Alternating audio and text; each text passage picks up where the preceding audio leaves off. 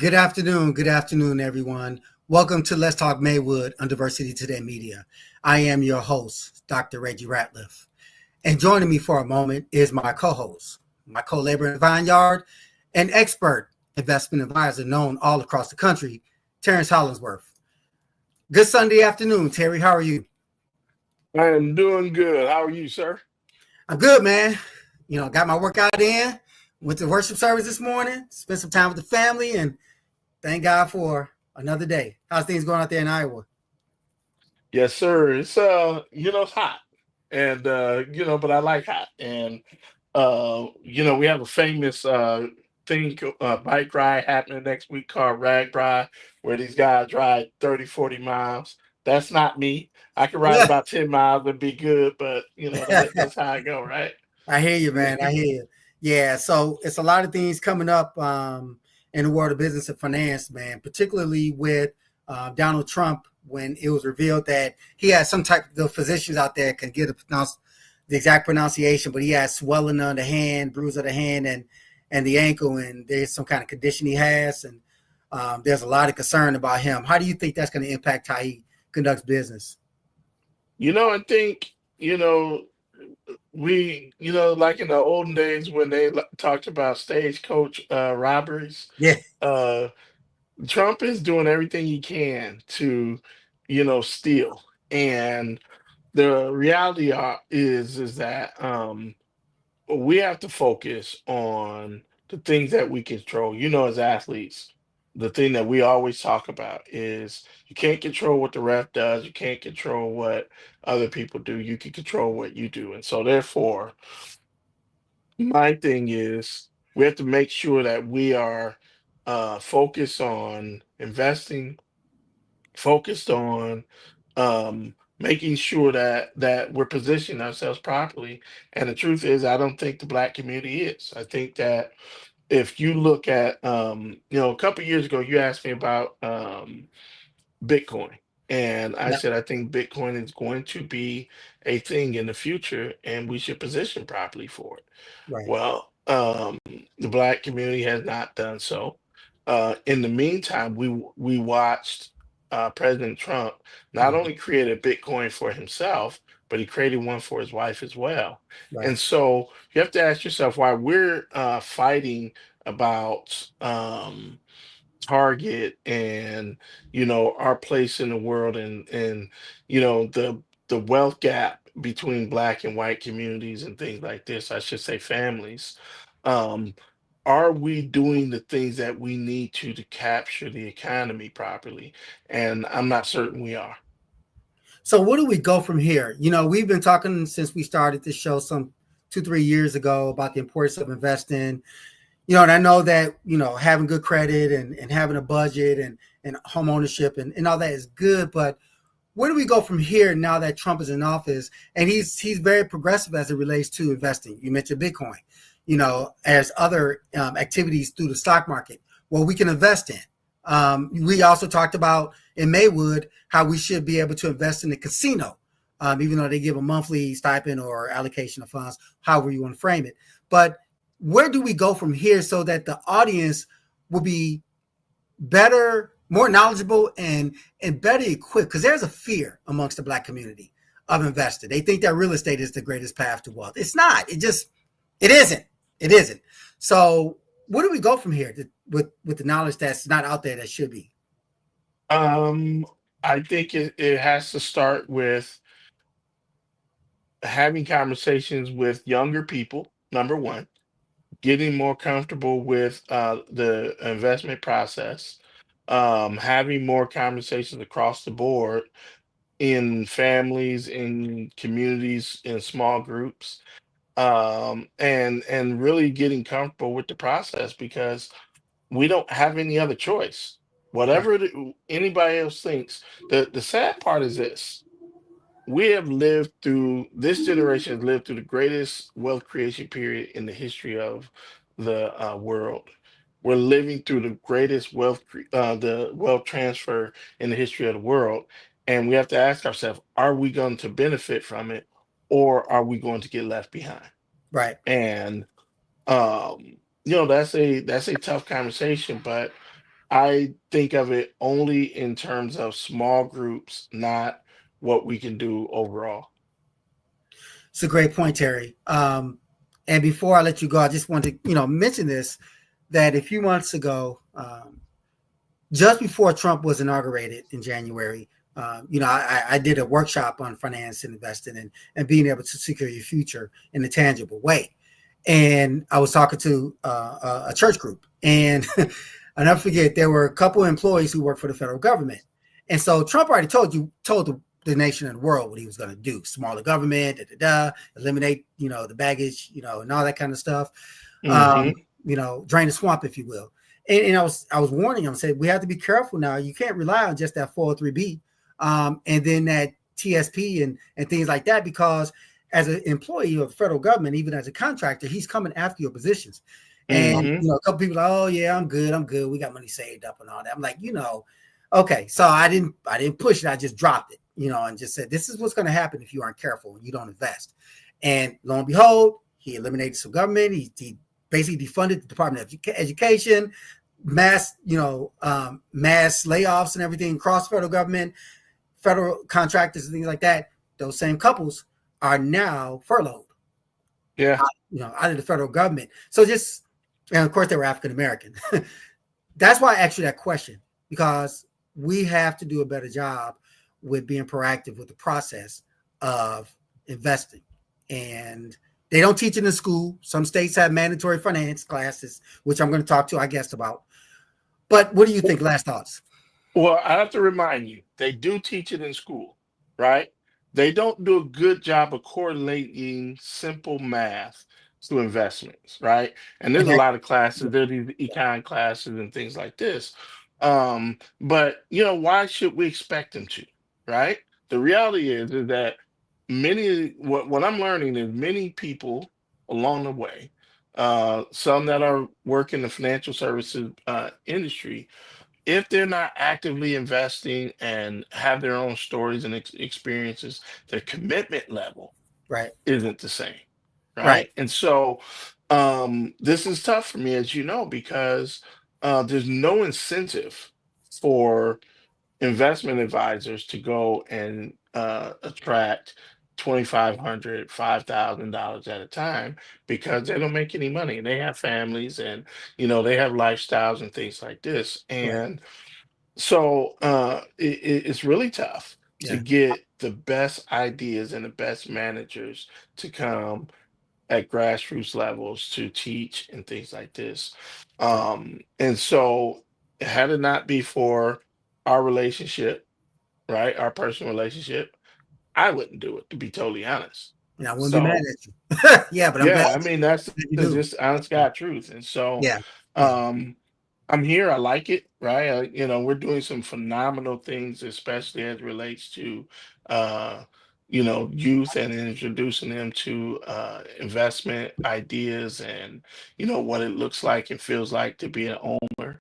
yeah, But that's a very big disconnect from a teenager to their parents, and the parents already have issues related to debt and how to pay off debt, and all these things. And so right. I don't know the answer. I know that, again, for me, it's small groups that I'm willing to work with at times, and hope Yeah, to influence those groups. And yeah.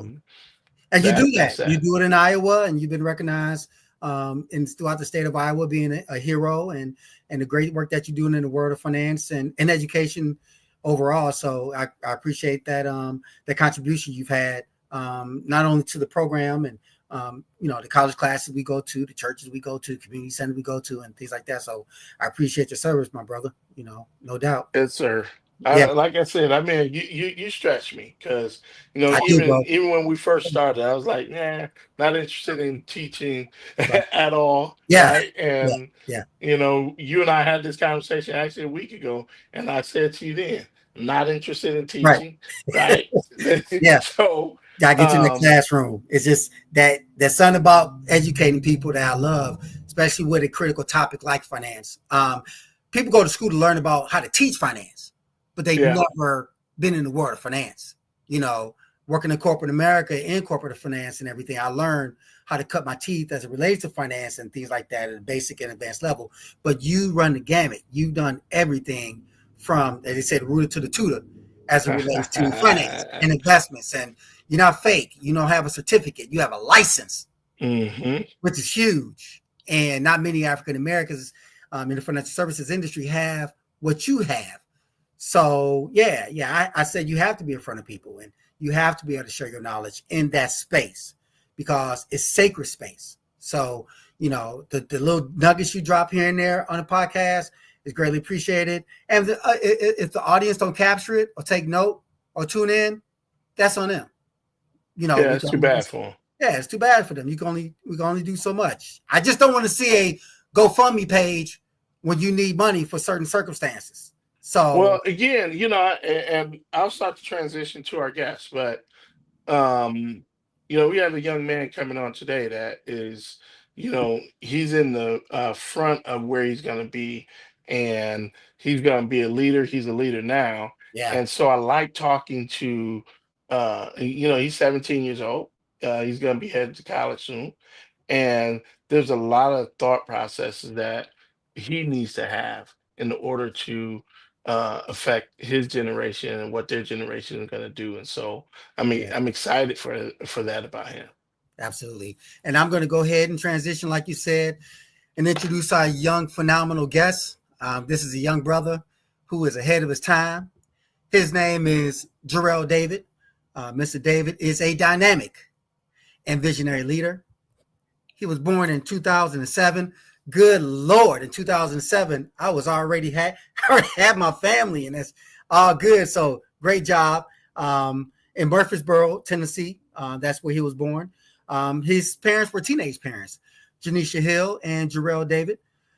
His arrival came from just 2 days after his mother's 17th birthday, which is a symbol of resilience and determination that will come to define young Jarrell's life. He was born in Broadview, Illinois, with the great mayor, Katrina Thompson. Thank you for joining us, Madam Thompson, this evening. But he's grounded in faith and perseverance, and Jarrell's journey of leadership began early and has been nothing short of extraordinary. I'll just read just a couple passages, and we'll introduce him, bring him on. By second grade, Jarrell had already begun advocating for change, successful leading, a petition to reform the school lunch menu at Lindop School, which is in Bellwood, I believe. In third grade, Jarrell founded the Lindop's first student-led committee, empowering students to take ownership of Broadview. Thank you so much. First student-led committee, empowering students to take ownership of their educational experience. His momentum only grew from there. By sixth grade, he was elected Student Council Commissioner of Ecology, where he helped implement green initiatives to reduce the school's carbon footprint, which is important, by the way. As a young ambassador, Jarrell supported efforts to create focused and respectful school environments. Jumping to the eighth grade, Jarrell's influence had expanded beyond Lindop. He became one of the first superintendent student ambassadors and the only student board member in the entire Proviso Township. His historic leadership continued into high school, where he made history as the youngest president of the superintendent roundtable under interim co-superintendent Mr. Alexander Ashkoff and Mr. Luke Pavon. He also served on the Westchester Food Pantry Junior Advisory Board, reinforcing his dedication to service and equity. Currently, Jarrell is entering his senior year at Proviso Math and Science Academy in Maywood, First and Madison, also known as PMSA. Jarrell is excelling academically as one of only 8 students and the only Black male enrolled in the prestigious dual degree program, and we'll talk about that in depth shortly. Through this initiative, Jarrell simultaneously earning his associate degree while completing his high school diploma. Jarrell, in 2024, was selected to serve on the Illinois State Board of Education Student Advisory Committee, where he took on a key leadership role as public relations chair. In this capacity, he not only served as a voice for over 2 million students across the state, but also led advocacy efforts to promote equitable education. I'm going to jump ahead. Looking ahead, Jarrell plans to attend Howard University or Morehouse College, both outstanding HBCUs, Morehouse being in Atlanta and Howard University being in the nation's capital of Washington, D.C. He will double major in political science and secondary education with a minor in international studies. His long-term goal is to serve as president of the United States. But first, Jarrell aims to make history once again as the youngest mayor of the village of Broadview. Ms. Thompson, you're going to have some competition in the near future, it looks like. Jarrell's journey is deeply rooted in faith and purpose, praise God. He draws strength from Romans 8:18. The sufferings of this present time are not worthy to be compared with the glory which shall be revealed in us. And now, without further ado, I would like to bring on Mr. Jarrell David. How are you? Thank you so much for the invite. Yes, sir. Thank you for joining us. Happy Sunday to you, Mr. David.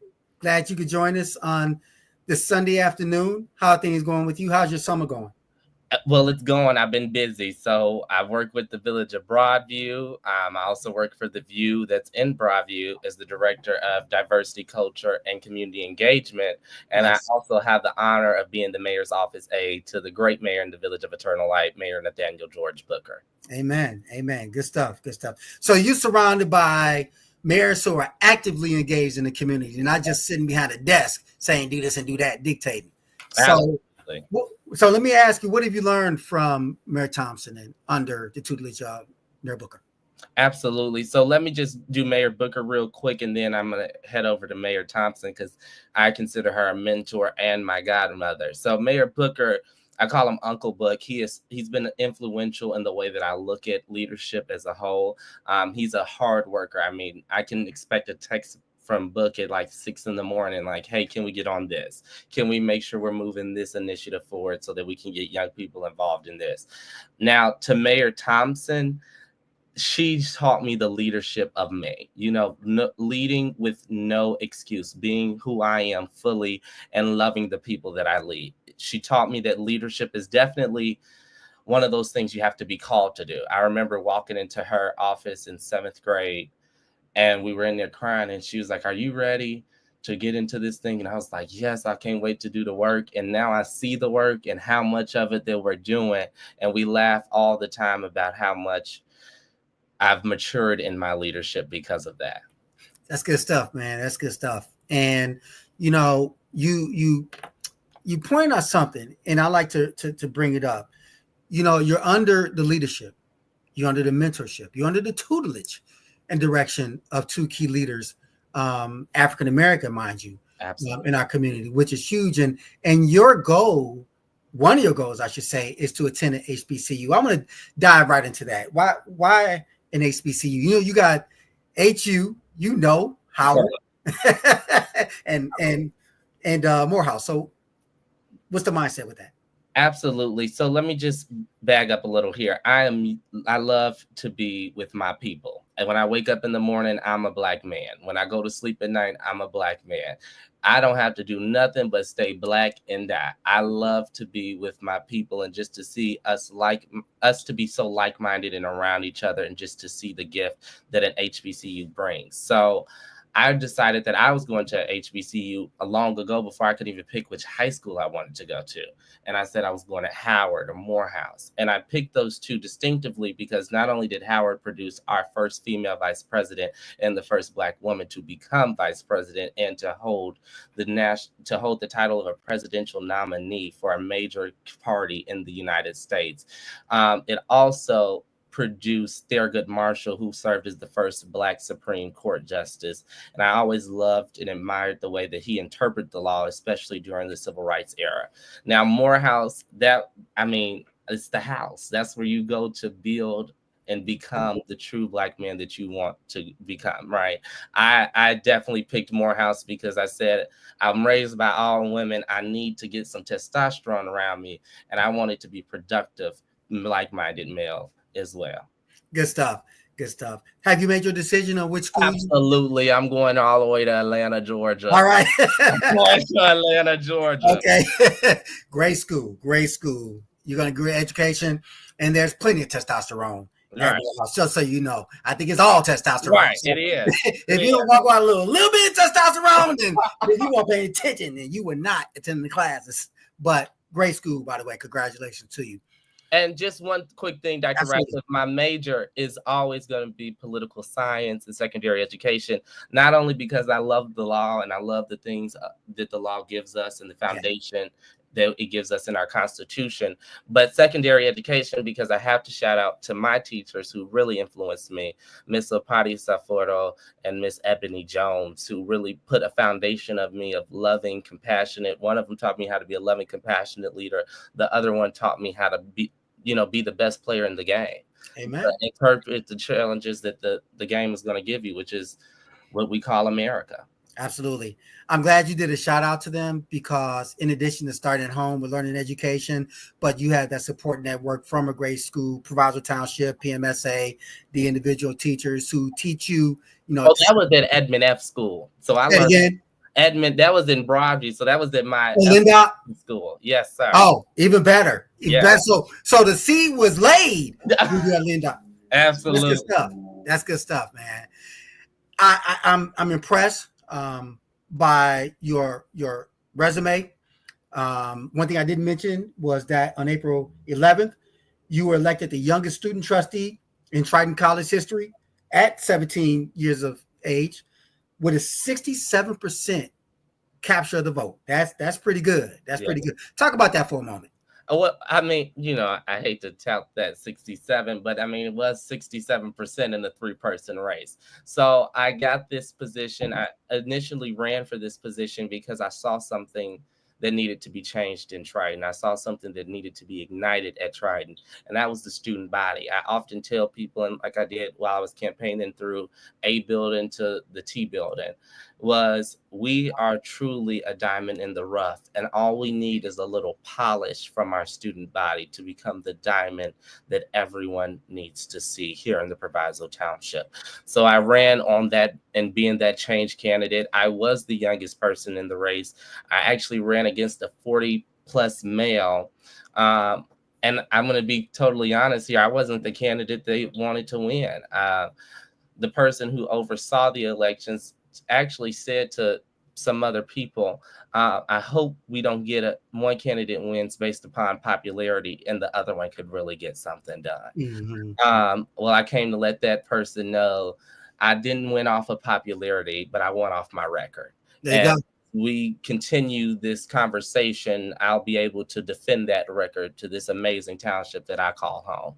So I saw ageism and racism coexist together against me, but thanks be unto God in the highest for all the things that he done, because I know that it works together for those who are called by his glory. No weapon formed to get you shall prosper. Hey, absolutely. But it's going to be formed. Yeah, absolutely. Out of 3 people, but it doesn't matter if it was 3 or 13 or 2. You got 67% of the vote. So toot your horn, brother. If it's a trombone or a bugle or whatever, toot it. Yeah, that's good. That's a quite accomplishment. It's historic. So that's worth mentioning. I want to go back a little bit. You mentioned Lindop growing up. I mean, under the tutelage of some phenomenal teachers, and of course, Mayor Thompson. What did Lindop mean to you as it relates to sowing a seed to get to where you are right now as a upcoming senior at PMSA? Lindop is the foundation. So I often go back to Lindop as many times as I can, anytime that they call me or anything, because it's where Jarrell David was built. Not only did I have the amazing teachers, you have to look at the top leadership of Lindop School that I still admire. She's the longest serving superintendent in the entire Proviso Township, and she's a Black woman, Dr. Janice Jackson. And I met her in 2nd grade, and I went up to her and I was like, "Are you Michael Jackson's sister?" And we cracked up about that, and then she actually took me under her wing. And so I had a meeting with the principal one day, and in 2nd grade, she's like, "What do you want to change, Jarrell?" I said, "I want to change the lunch menu." They printed me out a 100-page signature list. I went and got 150 signatures and presented to the Board of Education that same year. And when I think about it, my great-grandmother, who's on this call right now, Linda Richardson, who I stayed with and I'm still staying with, she doubted it. She was like, "Are you sure that they're going to have a 2nd grader come and speak at the board meeting, Jarrell?" And so we got in the car and she counted the blocks and she's like, "You would have walked 9 blocks. And Ma got there and she said, they called my name and she said, "Baby, you got a calling on your life right after we left the board meeting. So Lindop has been that foundation. It's where I've grown. It's actually where I was able to build the leadership of me and knowing the people and listening to students' voices. That's awesome. That's awesome. So you mentioned Miss Richardson. She is your great grandmother? My great grandmother. People often think she's my grandmother. She's my great grandmother. She probably has a lot of energy and stuff. Oh yeah. Yeah. You mentioned in your bio that you were born to teenage parents. Mm-hmm. So if this question is too personal, please feel free to say. I'm an open book. All right. I'm going to turn to page 2. Okay. So what is your relationship with your parents, particularly your dad? Oh, well, we getting in there. All right, let's go. Okay. My father, when we speak of my father, he wasn't there in my life. He was not a very present man. It took my mother, who was 17 years of age. I mean, I was born 2 days after her birthday, and my mother's family and some support from my father's family. I can't discredit my grandmother and my grandfather and my aunts who attempted and made relationships with me and helped cultivate me into the person I am today. But I definitely have to give applause to my mother because she had to step up and be the mom and the dad.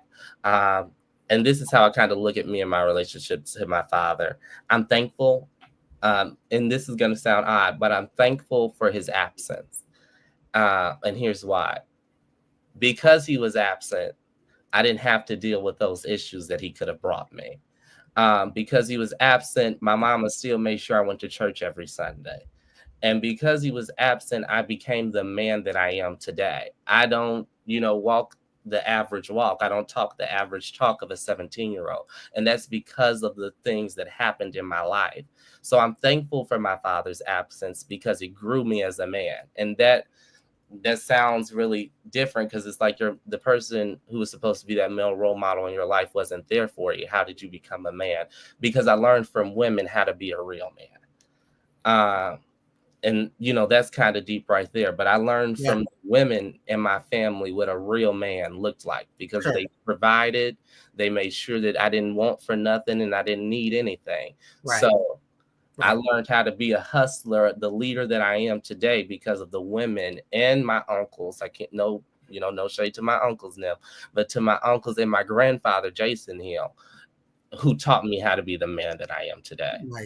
Nice. Yeah. And I think that's very honorable that you were able to, first of all, not carry hatred or envy or strife against your biological dad. And I asked you that question because my dissertation was an investigation of the socioeconomic, academic, emotional, legal impact of African-American males and females who grew up without a father. Okay. And it was a mixed methodological approach. So I used quantitative and qualitative methods, and that included interviews with young men who grew up without their dad. So it was a mixed bag. Some did okay, some did well, most did not do well. Right. And we see it in society, you know what I'm saying? Absolutely. And so you, a young man who is shot up like a rocket, you surely are the blueprint of carrying that still love and appreciation for your dad, even though he was absent, but others around, male and female alike, who gird you up and lift you up to get to where you are. And so I commend you for that, which is why I asked that question. So any other comments you want to add to that? I mean, I think we covered the subject. If I could just, again, just give my appreciation to my grandmothers and to my uncles who stepped in and became those father figures for me. My uncles just got on me last night, Uncle Jason. He was like, "You're staying home and you're studying for the ACT. You don't have to go hang out every night." I'm like, okay, all right. Let me just put my hands up. So I never, if I can be quite frank, I mean, it didn't really, have that big of effect for me. That's good. That's good. Again, commendable. I want to kind of shift gears here to talk about your upcoming senior year at PMSA. You're in a dual enrollment program, and is that through Triton College, I presume? Yes, it is. It's with partnership. In partnership. So talk about that from your standpoint as a dual enrollment student for those who may not be familiar with that type of program and partnership. Absolutely. So when you're in the dual degree program at Proviso, and I recommend it for all Proviso parents who are especially in their freshman years, let's get those GPAs where they need to be so that their sophomore year, they'll be able to qualify. So sophomore year, you apply, you get all these things in so that your junior and senior year, you can be spent at Triton. You'll be a Triton and Proviso student, still able to participate in all Proviso events, in all class events. And then for those who don't know these big education acronyms, I know, right? There's so many of them. GPA stands for grade point average. So all your grades put together. So that's where we start to build that at. And so you'll become a Triton and Proviso student, able to participate in all Proviso events because we're not of age to participate in Triton sports yet. But the biggest part of it all is, to give you the big synopsis, is you graduate with your associate's degree. I graduate without having to pay an extra 2 years of college tuition that would just been spent on gen eds anyway. And I graduate knowing that, okay, I can actually get a job and start my career if I chose to right now, or I can continue my educational journeys, finish my bachelor's in 2 years, and then get my master's and have my doctorates before I'm 30. Nice. So just for clarity, you come out with a diploma and an associate's degree. Absolutely. Yes. Yeah, so the college president is going to be at both of your graduations. So Nice. She's going to give you your diploma. She's going to give you your degree at your college graduation and then come back and present you again at your high school graduation. What is the grade point average you need to qualify for? I think it's above a 2.5 or maybe a 3.0 now. It probably did it a little higher. Yeah. Is that weighted or unweighted? I think it's weighted. No, It's unweighted. I had to have a 2.5 unweighted. I apologize. Because there's no advanced college. Yeah. I mean, that's classes like IB or AP or anything like that. It's straight classes, right? It's straight college classes. Yeah. Which goes to my question. So you don't know this, but I am in IB as in management of IB program, business and economics here in the DMV. Can we get back over here for Proviso? Say it again. We're looking for one in Proviso, I think. Still, unless they're paying a brother. I'm a finance person. My background's in corporate finance. Even though I grew up in Maywood, I cut my teeth, for many years to get to this point. I understand. But I love Maywood. Garfield graduate, Proviso graduate, class 86 in the mix. But I have a great setup here in Virginia, Northern Virginia area. And I worked hard because this is one of the most competitive areas academically in the United States. We're up here with Boston north of us and New York and, those top tier schools. And I'm not far from Morehouse at all, at all. And HU, Howard University, from where I live, is 45 minutes. Oh, okay, then. So I have family go there and everything. Yeah, I have family go to Morehouse. There's a great graduate from Proviso's Attorney Greg Kelly, which is he's a president of the largest labor union in the United States, SEIU, I believe. So you have some phenomenal alumni. His family, I think his son, obviously his son, I think he went to Morehouse as well. So you're amongst great company from the community. But with that said, I'm an advocate of the IB program. I don't think that Proviso Township has done their due diligence in creating and establishing the IB program, because let me tell you, I've been part of the program now officially for 6 years, going on 7 years. And many of my students go to top tier schools, Cornell, Princeton, Penn State. I've had a few go to DePaul and Northwestern, the connection from the parents. It gives you advanced college credits. The IB program up to 18, which is not an associate's degree, mind you. So that's a great thing. But I would love for the IB program to come to Proviso Township full time, not just play with it, PQC with it. Those dart against the wall, say we'll try one class. No, you got to have 2 feet in. Okay. But with that said, you can also be a dual enroll student. So we have a partnership with Northern Virginia Community College. And NOVA is what they call it. It's the 3rd largest community college in the nation.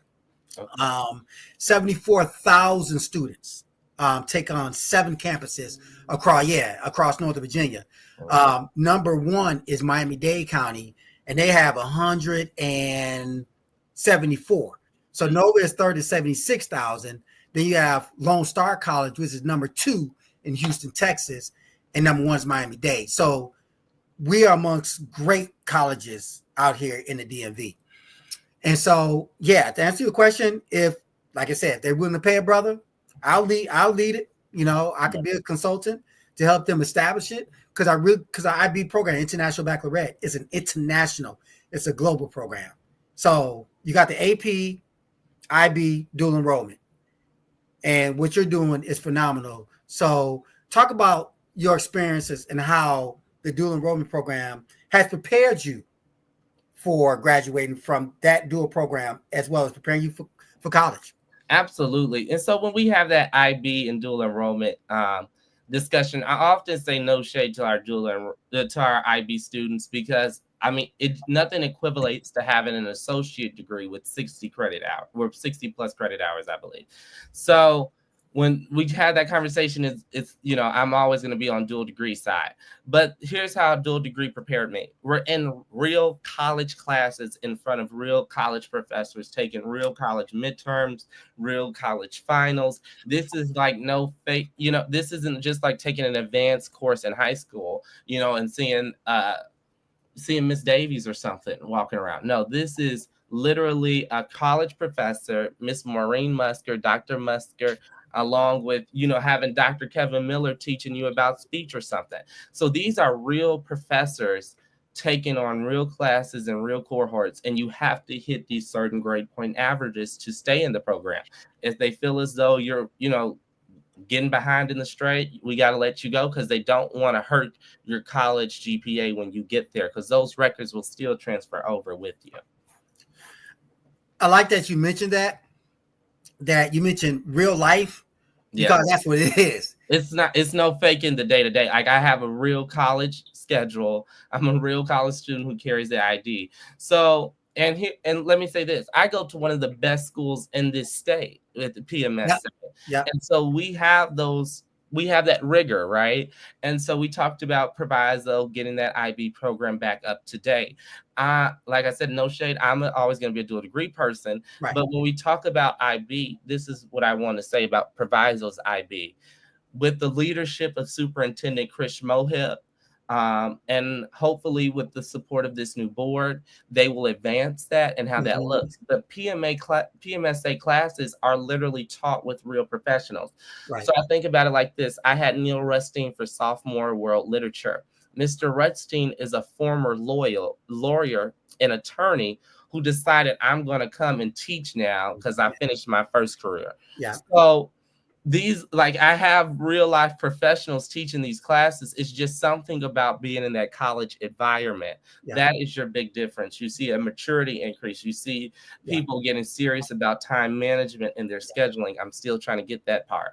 But I have a busy life. So that's the biggest difference, being on that college campus in front of those college students and college professors. You have to have it's going to be a conversation with your child, and their maturity is going to increase by that first year, hands down. Absolutely. And again, it's no knock against, you know, educators who've gone through, well, even not the IB, but the educators who've gone through the program, take the praxis and become licensed teachers who may not have that real life experience as far as working in corporate America or whatever. But I tell you, there's something about an IB or dual enrolled student like yourself going to a Triton college or whatever the case may be, because these professors, they don't play. It is rigorous. There are no excuses. You know, you say, I have a busy schedule. Professor's like, I don't care. Okay. I've been told that. I do not care. You signed up for this class. Get this working on time. Here's the deadline. You know the deadline. Okay. Here's the syllabus. It's been some long night. It's been some all-nighters already. That's that college environment. Absolutely. But you're hanging. So, you know, you're going to your senior year. It's going to be amped up.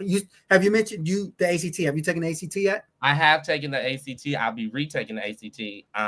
There's nothing wrong with my score. I'm fully transparent. I got a 22. I just want to aim for a 28 or higher. Good. I wish you the best with that. But getting to your leadership, you know, you are the youngest chair in Illinois Young Democratic Party. It's a big deal, young man. It's a big deal. How did you grow the organization from the ground up? How did that look for you? So I want to pay respect and tribute to my former chairmen. They served under the late great Karen Yarborough, to Jaleel Anthony and to Lorenzo Weber. I thank you for the foundation that they've given me. So that's kind of where me and Mayor Booker kind of got together, because he served as a former chairman before Lorenzo Weber did under Karen Yarborough. And he kind of gave me his blueprint, you know, how he grew the organization. And I kind of followed that blueprint.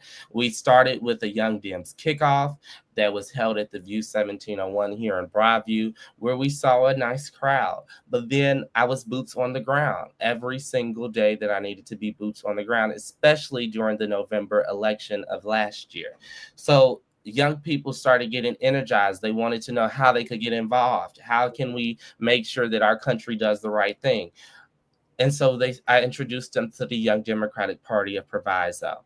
And that included having the best chairman and speaker of the Illinois State House history and the first Black chairman, Emmanuel Chris Welch, leading us. And when they saw that we had real leadership and we had leadership that was relatable to young people, they started to tap in with us. Another initiative we had was working on election day, making sure you were at those polls, helping people get the right information, educating folks, and educating yourself to the process. Not only did we have almost 60 plus young people working those polls, we had, I want to say maybe 40 plus being student election judges, with partnership with our PMSA and Proviso Township connections, and along with just being young Democrats and getting them that information. So I started educating them on the process, and they wanted to get involved. So when I hear all this stuff about young people not wanting to get involved in this, that, and the third, I call it, you know, what it is. I call it a lie, because you have to meet young people where they're at, and that's what I did. Very good. Very good. Very good information. You mentioned someone who's near and dear to the village of Maywood and Proviso Township as a whole, you know, the late Honorable Karen Yarborough. Yeah. Had such a great impact in the village of Maywood in particular, for a number of decades before her passing. And, you know, her dad, you know, the late Don Williams, you know, who was with State Farm for many years. And, you know, her husband, former Mayor Henderson Yarborough. And, you know, I even went to school with their son, Henderson Yarborough Jr. Oh. You know, so there's history. That's what I'm saying. Yeah. There's history. But Karen Yarborough was such an influence, a major influence, before she took on that position with the city of Chicago. I mean, the work that she did in the village of Maywood is a blueprint. And like you said, just left there, pass it on to Mayor Booker and pass it on to Reverend Lorenzo Weber, and now to you. You know, what a phenomenal path that she has set. And she and I sat on a couple boards when I was living in Maywood some 20 years ago. But it was a phenomenal woman. She would always be missed. You were going to say something, add to that? I would just want to say again, just to pay homage to her. She gave us the foundation, but I have to, again, talk about my chairman, who called me and said, I want to have a meeting with you on his Juneteenth celebration, Emmanuel Welch, Speaker Welch. Absolutely. And the foundation that that Clerk Yarborough left us is the foundation that we're growing on now. As you can see, Speaker is doing major things with the Democratic Party of Proviso, and we're making sure that we become a major player in the state of Illinois. And so any way that we can help, that I can help, where the Young Dems can help that vision, we will do so, because as Speaker always says, winners do the work. Absolutely. House Speaker Emmanuel Chris Welch, you know, a Proviso West graduate, great baseball player in his own right, yes. You know, and was a former school board member, you know, and also was an attorney for the board. And, you know, he just continued to excel in his career. Again, you know, leaving a blueprint. But, you know, there's a saying, if you don't know your past, you don't know where you're going. Okay. So you need to know whose shoes you stepping into, because you step into some mighty big shoes. But the fact that you know your history, you pay homage, you're humble, that says a lot about your character and the people who raised you up. Right. So, and pray for you. Go into your scripture, you know, Romans 8:28. So, you know, that's what it's all about, grounded by faith. And so they're sowing that seed that was laid by those who before you. And so as we start to wind down this podcast, you're listening to Let's Talk Maywood on Diversity Today Media. I have a phenomenal young man, Jarrell David. He's a upcoming senior at Proviso Math and Science Academy in the village of Maywood. He's also a dual enrollment student at Triton Community College in River Grove, Illinois. By the way, I attended Triton College. And okay, come on, Trojan Pride. Come on. Real. So did Terrence Hollinsworth. So the co-host of mine, we both Triton graduates. I wrestled at Triton, loved it. And he wrestled at Triton as well. He was actually one of my wrestlers when I was assistant coach there some years ago. And we just kind of blended our talents to get into the world of finance where we're educating young people. We've done it since the early 2002. So we've been going at this thing for over 2 decades. Yeah. So we have a brotherhood bond, and we're just happy to start this podcast and have phenomenal leaders, such as yourself. I just want to throw this in there. Don't forget about us, young brother. Don't forget. Don't forget about Let's Talk Maywood. Don't forget about Maywood. Don't forget about Lindop. Don't forget about the people who pushed you up as you excel, because the temptation will be there as you grow. So is your population, so is your popularity, and so the temptation of forgetting where you come from. So just want to drop that to always stay humble as you are now, when you have it now, because it's going to get a lot bigger, and you're going to still have people who are going to challenge you. You're going to have some haters, but as long as you stay humble and keep that word of God in your heart and your spirit, you have great leaders and people like Brother Welch, Mr. Weber, Mayor Booker, Mayor Thompson, heck, Mayor Andre Harvey from Bellwood. I mean, these paths that you're crossing, they'll always be with you. We will always be with you. Thank you. Absolutely. So that takes me to probably my final question. So as you look ahead to college and beyond, thank you, Mr. Luke. Appreciate you. College and beyond, you graduate from Morehouse. You're moving forward. You have a lot of experiences, the brotherhood.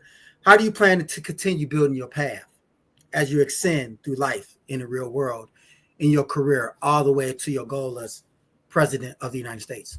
Absolutely. And look, I don't intend to be a 70-year-old president. I want to be in there before I'm 50 and out before I'm 60. So it's me being rooted in what I am right now, in service to others, going where I need to be, making sure I'm doing what I'm called to do, serving those who need me. I made a promise one year after I became the first student board member in Lindop School and in Proviso Township history at the age of 14. I made a promise after one vote in March, and that vote was on lifting our mask mandate. And all the student body around me, my vote it was honorable, and it was just, a way of just giving the student a voice. It was not a legal or binding vote at the time. But I heard the majority crying out, let's lift this ban, you ought to vote yes, and show that the students would support that. But I heard the silent cries and the silent minority who were letting me know their stories. I was talking to a friend who had lost someone in her family, and she was a little worried about coming home to her grandparents and making them at risk or ill during that time. And I made a pledge and a vow to myself to be the leader who hears the silent cries, even when majority cries something else. Because when we look at leadership today, people are silently crying. But we're taking leadership from someone who doesn't hear the silent cries, who laughs at those cries, who doesn't believe in the minority opinion, and will always accept what the majority decides. We are living in a time where autocracy will beat democracy. But I believe in my leadership, a leadership that's just like those beyond and past me, like Katrina Thompson and Nathaniel George Booker and Speaker Emmanuel Chris Welch and Commissioner Tara Stamps and Majority Leader Kimberly Lightford, Senator Kimberly Lightford, those people in Gay Chase who built me as the political person and leader that I am today, and Dr. Janice Jackson.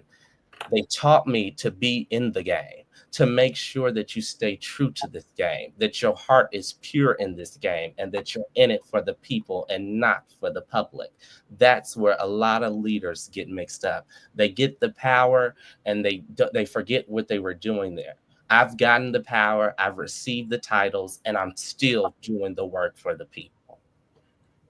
Nice. Very nice. Let the work that you do speak for you. And Hey, that's exactly what it's doing. words only, words have little action to me. So once you see me in these streets, I might be a little late. I'm gonna be honest. I might be, but once you see me in these streets, I'm making real connections, doing the real work, making sure that Proviso becomes nothing but the best. Absolutely. And bless you for that. Bless you for saying that. I've said it before. It's amazing how things come full circle. You mentioned some great names that Saffron mentioned, including, State Senator Kimberly Lyford, another Proviso graduate, another classmate of mine, in class 86, who was humble in her own right, moved up, worked with the late, Eugene Moore as well. Just some great, phenomenal leaders, from yesteryear. She's moving forward in that path to leadership and not forgetting about young people, young leaders, someone like yourself, future potential, and others out there. Like I say, there's a lot of silent sufferers. A lot of people are crying. And the hypocrisy has become the norm. I mean, it really has. And, as you move forward, you see that you have a path that you want to take. And you're blazing the trail for even the people behind you who are going to be incoming freshmen, as you mentioned before, getting that GPA to a certain level so they qualify as sophomores to be dual enrollment students. But I want to ask you the question of faith. You talked about Romans 8 and 18. How has that guided your leadership? How has that faith? How has that guided your leadership abilities in your future? So anybody who is a leader and says, they don't have that foundation, they ought to get it, because when you are rooted in your faith, faith has helped me see beyond the things that others have said I couldn't even reach. If it had not been for faith, certain doors wouldn't have opened for me that others really closed. So my relationship with God has brought me so much farther than where I'm at today. And I will always exalt him in every single way, because if it had not been for him, I truly don't know where I would be. I know that's like a good Baptist saying, but I'm the real deal when I think about it, because you have to think about this, Dr. Radcliffe. I'm a boy that was born in Murfreesboro, Tennessee, to two 17-year-old parents, one who was turning 17 and one who had already turned 17, 2 days privy to that. And I was born to Black women who raised me, Black women who mentored me, and now Black women who lead alongside with me and made me the man that I am today.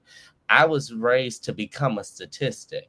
Right. Let's just keep it real. You said it yourself. I was raised to be a statistic, but God saw a statistic like me and flipped it and made me an outlier. Mm-hmm. So I continue to believe that those people that they closed doors on, the kids that were bad, this, that, and the third who talked back, look, thanks be unto God, because he said it.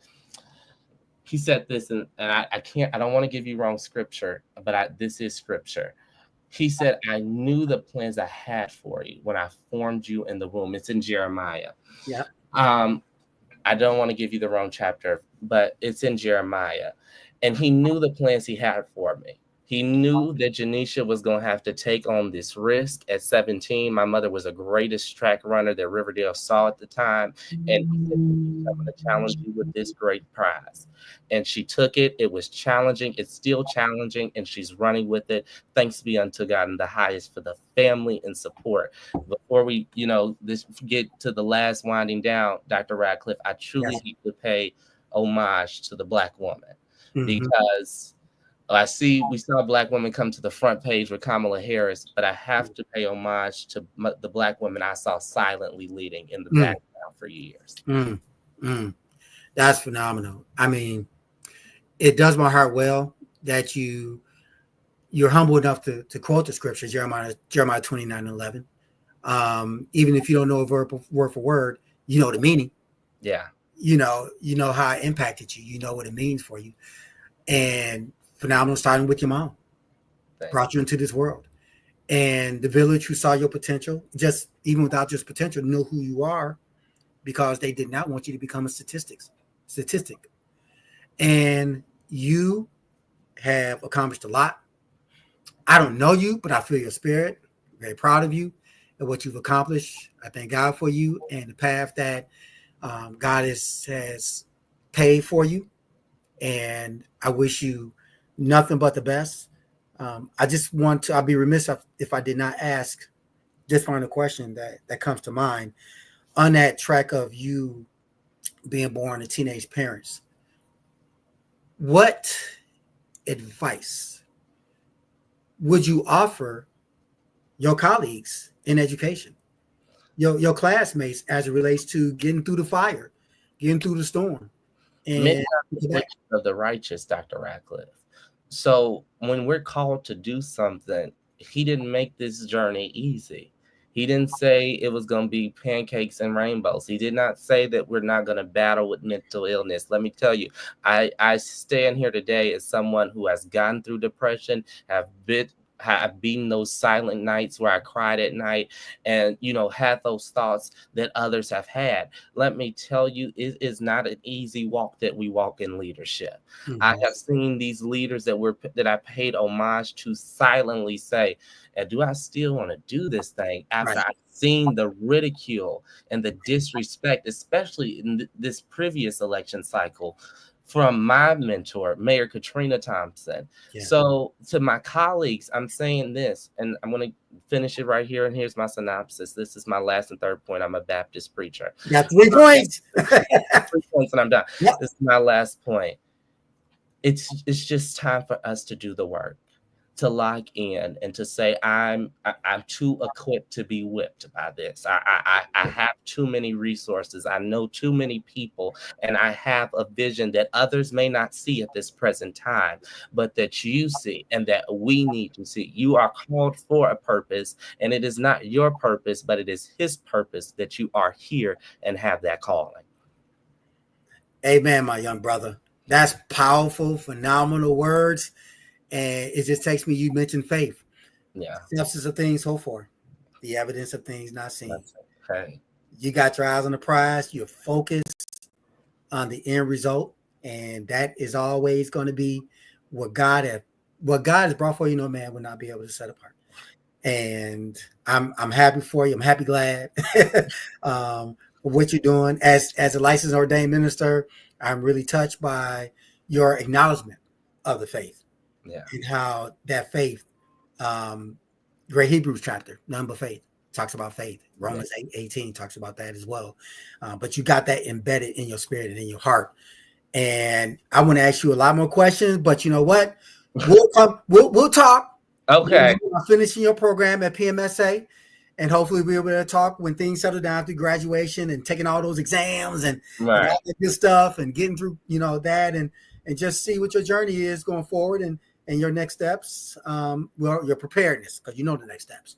You're preparing for, Morehouse for the fall and that good stuff. But I want to give you the opportunity to close us out, for a couple words, words of encouragement, or, just any type of final message that you would like to contribute to the podcast, to our listening audience. And thank you again. Do not hang up after the podcast. So thank you again for coming on again, Mr. David.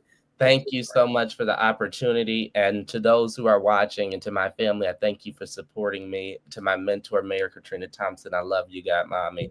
And just to Proviso, and to those across this nation who is tuned in, it may look dark now, but I always remember that there's a light at every tunnel. There's a light at every single end of that tunnel. And so just get in there with us, do the work, get prepared, be informed, and remember, for all of my other Broadview residents, we are and shall forever will be Broadview strong.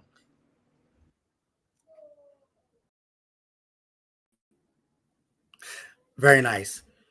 I'm impressed with the words of wisdom from this young brother. The trajectory is like a rocket ship going up. And he has closed his podcast on a positive note, and the word to the wise.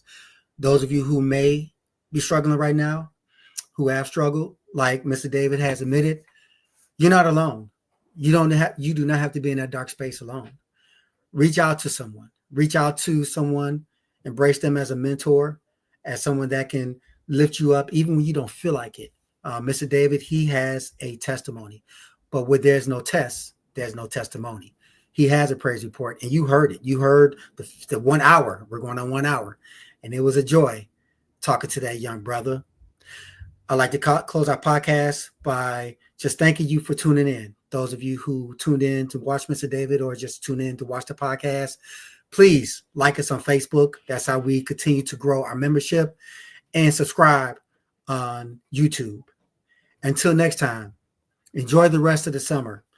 And as events come up in the village of Maywood, we will announce them. We'll continue to announce them. But please stay cool, stay safe. Congratulations to my classmates on successful all alumni cookout on Saturday yesterday at Miller's Meadow. May your journey back home, wherever it may be safe. And again, be safe for the rest of the summer. God bless you all. Until next time, I am Dr. Reggie Ratliff. Tune in for our next guest, and may God bless you. Peace.